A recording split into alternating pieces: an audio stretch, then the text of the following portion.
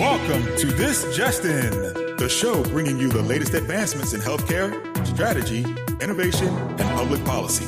And now, for the fastest voice in healthcare, here's your host, Justin Barnes. Thank you for tuning in. Welcome to This Just In. I'm your host, Justin Barnes. And these segments are bringing the latest advancements in healthcare, strategy, innovation, and leadership. As always, we're broadcasting from the This Just In studios on the Business Radio X network, the Healthcare Now radio network, and the House Podcast Network. For today, though, my 375th episode with a very special show, also launching my 12th full year broadcasting this show and also launching the 2026 season. My guest today for this special episode and my good friend, Tony Nunes, Senior Manager of Healthcare and Life Sciences from AMD. Welcome to the show and welcome back to the show, my good friend. Happy New Year, brother. It's good to be back. And you're wasting all these superlatives on your show on me.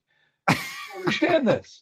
I love it. Well, when we were thinking in the studio and how do we want to launch 2026, you were obviously top of the list. We said, where can we have a fun show, talk to a great personality, someone who has been around a while, as long as I have, and then also who knows really what's going on. Also, who's at the epicenter of what's happening in healthcare, but also, life in general and in industry in general, but certainly all across healthcare. You guys are, you're everywhere. Your company's almost everywhere. It's kind of cool. And I know that's growing. So first of all, how did your holidays go? How'd the last couple of days go with starting the new year? It's great. I'll tell you what, the whole company shuts down like everybody else, the week or so before Christmas. And so you kind of try to decouple. It's hard for me like it is for you, but eventually you do. And then suddenly you come back in on Monday and you start freaking out because there's 1.5 million things that have to be done. And you have no idea how to actually even do half of them. So that's the state I'm in now. See, you think I'm actually drinking water. I'm not. Diet Coke. Just kidding. Oh, yeah. Exactly. Kill yourself out. Yeah. Exactly. You're in my undisclosed location. I'm hiding from the law. No one can find me here. AI this is an AI back. Actually, it's not. But it's not. AI these days, you're not going to be able to tell what's real and what's not anyway soon. I know. So true. We actually think about doing this show.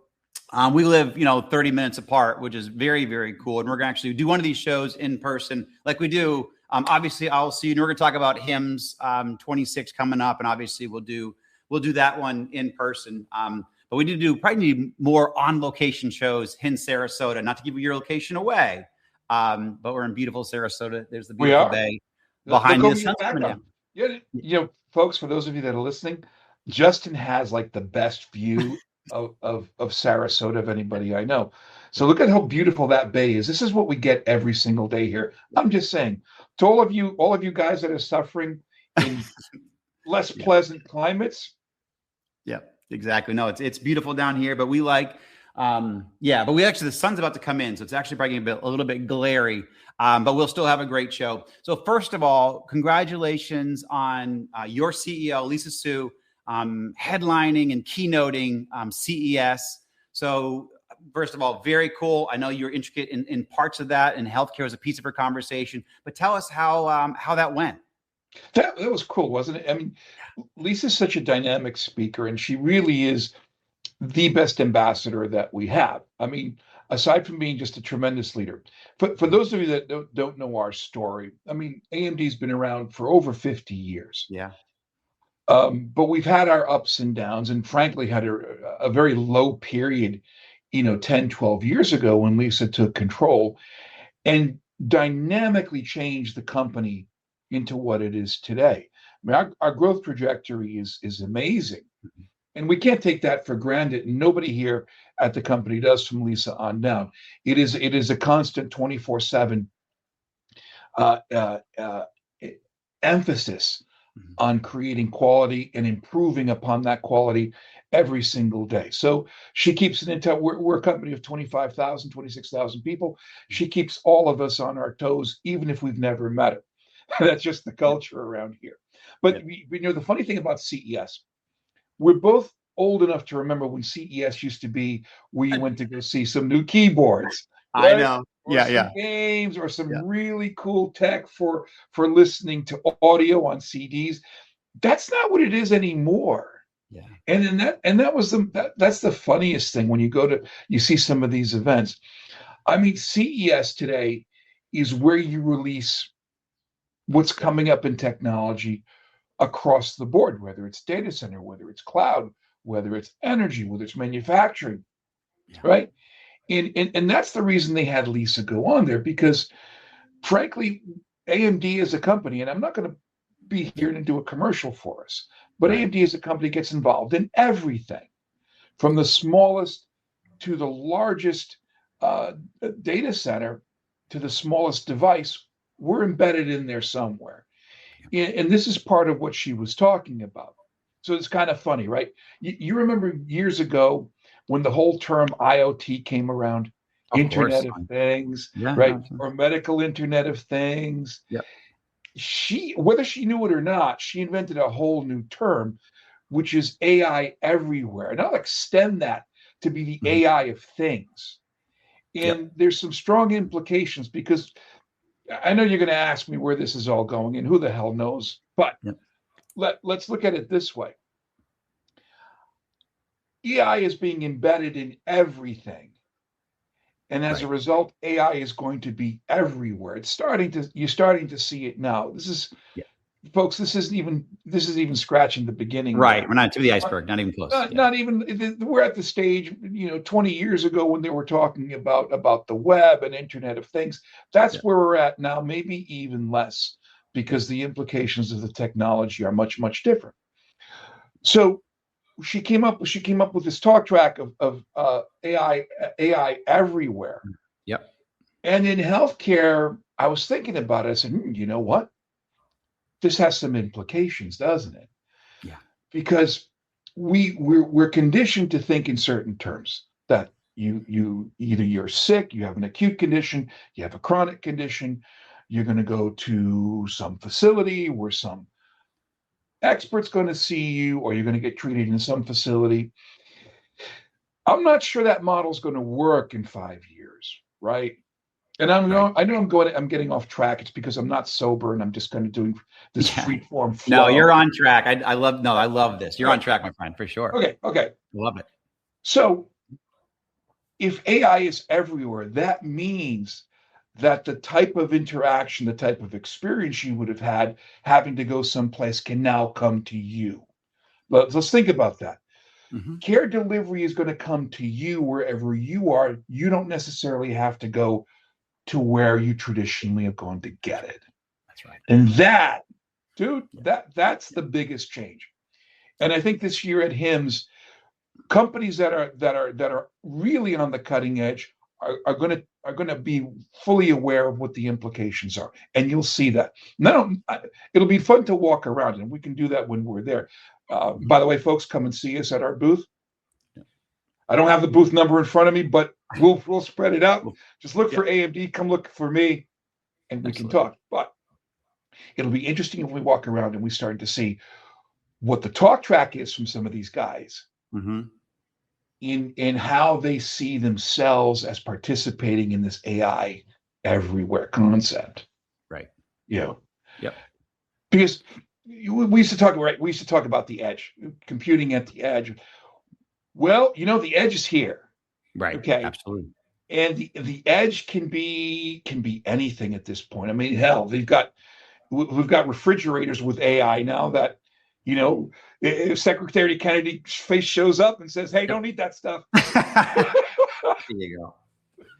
you go. Well, no, I completely agree with you from a standpoint of, and I actually just launched a blog post here on where it's gone from promise to bedside about AI, and every show they did last year in 2025 talked about AI, not only in some capacity, but I don't even know, 80% of them actually AI in action, AI bedside with patients, AI embedded into patient care. It's not the future, it's here. And so I actually challenge people in my post and some of my keynotes that I'm doing now on, if you're a patient, what does your doctor care team, hospital doing to optimize AI in your care strategy? And if you're a doctor or a care provider, what are you doing? Because if you're not doing anything, or if you're a patient that doesn't have a doctor using this, you are absolutely being left behind. You're absolutely not getting the best care. 100%. Let's carry that concept, because I'm glad you brought that up. Let's carry that concept even further, right? If you're an IDN, if you're a hospital, and you have as a secondary initiative to start hosting platforms for other hospitals that you're affiliated with, you can start creating networks now that extend AI within the group. And so as you're looking to capture market share among people who are looking for care delivery, being able to bring delivery to them, to make it easy for them, where they can access their records, where they can forget accessing their records. We've done that for a while. Yeah. Being able to proactively talk to you about preventative care and what you should do. Right. We've talked about that for a while, but it hasn't been reality till now. Okay. There are a couple of agents out there that have nothing to do with healthcare. And whether you're talking about Grok or ChatGPT or some of the others, where you can now free-form questions on just about anything. And if it's in a closed environment, a small language type environment, right, in a hospital network, where the odds of hallucination drop dramatically, the closer you close off the data field that they're learning from, you can start asking specific questions around, hey, I don't feel so well. I've got pain in my left knee joint. It only happens when I sit. Yep. What do you think this could be? Right. And then suddenly you've got this electronic interaction going on that's tied in directly into the same information that your physician would have, by the way, to be able to start giving you options. They can't tell you what to do, but it starts lowering it starts confining the response to an area in a conversation that you can have then with your physician that maximizes the interaction at that point. And it's just spending 20 minutes trying to figure out, what it could be. You've already done that. Yep. I completely agree. So no, I mean, and we're going to dive more into this, because I do want to ask you about your strategy coming in. Obviously we have Vive coming up. I want to talk about that a little bit. Yeah. We have HIMSS coming up. We'll talk about that a little bit. Yep. But I completely agree with you. We're absolutely aligned on where we're going with AI and healthcare and the care strategy. But before we dive into all of that more deeply, what are your personal goals in 2026? And then what are your professional goals for 2026? No, my personal goals is to survive. Thrive. Every thrive and survive. I mean, every day is an adventure these days. I know it is. No. So personally, I don't want to be a spectator in all of this, which is easy to do. It's easy to sit back and you can watch all of this develop. When I came over to AMD, and I said this in the interview to my manager, I said, it's to leave a legacy. Amen. And leave a legacy means that you're going to be an active participant in the direction of the company to leave an impact on this business. It's too easy to just sit back and just let things go. So as a result, I mean, it makes for an exciting time. And I want to continue that personally in 26. Absolutely. And leave that mark and continue to leave that mark. But as a company, I want to make sure that we're seen as an active and successful player in this space. And there are areas that we do very well. We do well in all areas, but some that we're particularly known for. So if you look at the world's 5 fastest supercomputers, whether it's El Capitan or a series of the others, we're in all of them. Okay. And we're known for being second to none in terms of power and performance. I want to make sure that understanding gets carried over, like Lisa was saying, into AI everywhere. And that means looking at the smallest device that can have an embedded AMD processor in there, or an accelerator or networking accelerator built in, And I want to make sure that that becomes the industry name whenever you want to drive modernization, whenever you want to drive excellence in patient delivery, or in creating this kind of AI everywhere concept if you're a hospital or if you're a research institution. See, that's the other thing that came out of Lisa's talk. Mm-hmm. And she had Illumina up there, she had AstraZeneca, and she had a company called Absci. Most people have never heard of Absci, but it's probably more important. You know, they'll kill me for this.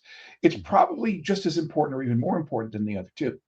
Mm-hmm. So Absci, if you're not familiar with the whole process on how research is done, especially cancer research, Mm-hmm. it's a series of wet testing, wet labs, meaning with tissue, with actual bio bio biomaterial that Mm-hmm. you're testing on. And then there's an in silico side of it where you're sort of modeling all of this stuff. Well, AI is perfectly capable of creating modeling with more variables than we've ever been able to do. What Absci does is they're able to model it first and immediately go to a wet testing environment to verify the results of that immediately. And as a result, they're able to come up with interventions much faster than we've normally seen. And AMD saw the potential of this and invested in them about a year ago. Mm-hmm. So they were up there. As a result, though, what used to be research was out here, care delivery was out here, mm-hmm. and they're not really connected. They're sort of connected at some point as these protocols start rolling down. I think you're going to see that start to diminish. Right. That's cool. Starting with the luminary institutions, with the Johns Hopkins and the Mass Generals, et cetera. Yeah. You're going to see those barriers diminish because they're all looking for speed of delivery, time to market on a lot of this stuff. And AI makes this possible. It's for the first time. And that includes even like distributed clinical trials, because it can be everywhere. It used to be that you weren't going to a trial, everyone has to come to you. You don't have to do that anymore. You can go to them. Wherever the cohort is where you do it. I love it. No, you're spot on. Let's put Mayo in there. My good friend John Hallam, who's on the show a lot. Yeah, Mayo in there for luminaries. Can't forget Mayo. Can't forget Mayo. So we got about 6 or 7 minutes left, 8 minutes or so. I do want to cover from a standpoint of, and what are you most excited about for what you're going to do with health systems in organization, life science companies in 2026, and maybe even 2027 a little bit. What are you most excited about in that regard? Yeah. So, you hang out in this business especially, but any business, but especially this one over the last 20, 30 years, everything's been siloed. I mean, we started out, 30 years ago where radiologists had their stack for medical imaging here, and it was unconnected with everything else. Then we started sort of converging them together. Then we had to make IT part of the overall business. Okay. Some of that still exists to this day. Mm-hmm. And I think there has to, I personally am pushing the whole concept that if you're going to be a player with AI, you have to talk about modernization. You can't just look at your IT the way you did even 10, 15 years ago and look at it in stacks, and you'll fix one piece and you sort of leave the rest alone. That can't be the case anymore. If you're going to be using AI as an omnipresent tool for care delivery, then you got to look at every single facet of what you're doing. Right. People side, the process side, the technology side. And that's kind of what I emphasize to every C-level person that I talk to, is you have to look at those three. Of the three, buying technology is easy, but looking at where it fits, looking to make sure that it fits in the plan that you've got, is the hard part. And there are lots of folks that make their living off of doing this properly. Mm-hmm. But the first step is to get people to understand that you're not just buying an AI PC and now you've got AI, right? Which people were talking about. You're not just going to buy GPU and now suddenly you've got AI. That's nonsense. Yeah. Okay, because you don't know how to consume that. And that's been the problem. is that there's been this movement to buy GPUs, to buy specific components, and think that you've accomplished something. Well, you haven't. Great point. Right? Yeah. So the cloud entities understand this better, I think, than the average tech company out there. They understand the broader scope of how to make this consumable. And I think that's where you're going to see the progress coming from. And I know a lot of those guys just like you do, and I think there's tremendous progress coming in this year and in next year. Yep, I love it. Very well said. Let's talk a little bit about HIMSS. Well, first of all, Vive, are you going to LA? I will be in LA. Good. And if you guys are up there, come see me. Absolutely. Well, we'll absolutely be. I will be there. The radio show will be there. A lot of our good partners will be there. So yeah, I'm looking forward. Then absolutely, you're going to be in LA. Awesome. And then obviously so that Vive, February like 21st, 22nd, 23rd in LA. Then it actually goes to the 24th. Certainly, everybody in all my audience, if you're actually there, certainly stop by, see the show. We'll have we have a great list of candidates already for the show. Fantastic. Obviously, I have to have you on if you're going to be there as well. And then obviously HIMSS in Vegas, March 9th, 10th, 11th, and 12th. That's the big show. So it's a big boy. It is. It's going to be, it's a lot of fun. Already lining up some great events there as well. So obviously the radio show will be broadcasting live from HIMSS. Actually, we're going to be doing stuff with you at HIMSS. So what are you most excited? Well, first of all, quickly, maybe 30 seconds on Vive, then a minute on HIMSS. What are you most excited about Vive? So Vive is one of these up and coming events that I think is going to become more important going forward, because it's a way of getting one-on-one with people that normally you may not be able to get to see very easily. And in the way it's structured there, you're going to be able to meet the directors of IT. You're going to be able to meet the CIOs, luminaries that are doing research, all of them. Yep, and it makes it very, very attractive environment. It takes a lot of the nonsense out that you see even at HIMSS. I mean, and breaks it down into an interaction that's actually meaningful.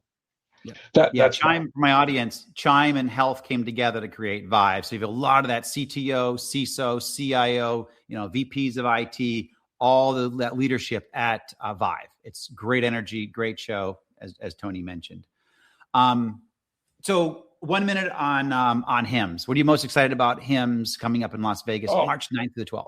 Absolutely. So look, I don't know what the total count of people that are going to be showing up this year. I mean, last year was 30,000 or so. Yeah, 30. Yeah. That's a big show. We've had bigger ones before, but the difference is the people that are serious about going are going to go, and that's the difference in the last 2 years. Great point. Happy to be really excited to be there. We're going to have a theater, and I've already got 17 speakers lined up from across the industry. And this is a sea change from when I first started it at AMD, where I had to tell people what AMD stood for. And now people are recognizing what we're doing, and they want to be a part of what we're showcasing. And you're going to be there, and there's some interesting stuff that's going to be showcased. And I want folks to come by and see us. Absolutely. We'll actually be broadcasting the radio show live one day, if not 2 days, from the AMD booth. So certainly we'll be promoting that. And obviously the booth number will be absolutely in all that promotion that's coming up. But we will absolutely be in Vegas. Actually, I've already booked my flight. I booked my flight for LA, and I already booked my flight for HIMSS. So we're absolutely going to be there and very, very excited about it. You're just too efficient for me, man. I'm a lazy ass. I haven't done it. Well, I want good flights as well. All right. In my closing minute or so, what's one thing that our healthcare leaders should be focused on right now as they launch 2026? Dude, flexibility. One word for people. It's flexibility. Do not assume that you can just buy technology and get something done. And I know I sell technology, but it's more important that you think about the whole process holistically. Be flexible in how you're going to implement it, where you're going to implement it, and the reason for doing it. that's my one thing that I tell people all the time. That's actually fantastic. I mean, that's going to so flexibility is going to also not only the implementation of flexibility, but also in theory, flexibility is going to create openness. You're going to have more, certainly with what's happening and how fast things are evolving in the industry, technologically, clinically, strategically, having that flexibility. It also leads to it also leads to confidence. Flexibility means you understand, hey, things are going to change, but I've got this. I've got the right team. I've got the right partners. I've got the right providers, and I can implement this. I like that, Tony. Yeah, exactly right. In that AMD, man, frankly, we built the company on the whole idea of openness. Yeah. Okay, and open standards. I mean, that's the hallmark of everything that we do, and that's part and parcel of flexibility. It's giving you the choice, but giving you the choice means that you have to look at your operation holistically. You got it. But now I actually have to close. I can't be more flexible because we're at time, my good friend. Always fantastic. Tony, you're always a great guest. Thank you so much. I'm grateful for you and everybody that made us podcast of the year last year. And also, please tune in weekdays that we broadcast 2:30 p.m. Eastern, 11:30 a.m. Pacific. As always, you can check my LinkedIn at Justin T. Barnes, or you can track us on Twitter at HIT Advisor and use the hashtag ThisJustinRadio so we can respond to your comments from the show. If you missed any of this episode, all my episodes are posted on YouTube, Spotify, Apple iTunes, Amazon Music, Megaphone, SoundCloud, iHeartRadio, and TuneIn. And check out all the latest content we put out on justinbarnes.com. Thanks, everyone. Have a great rest of your day.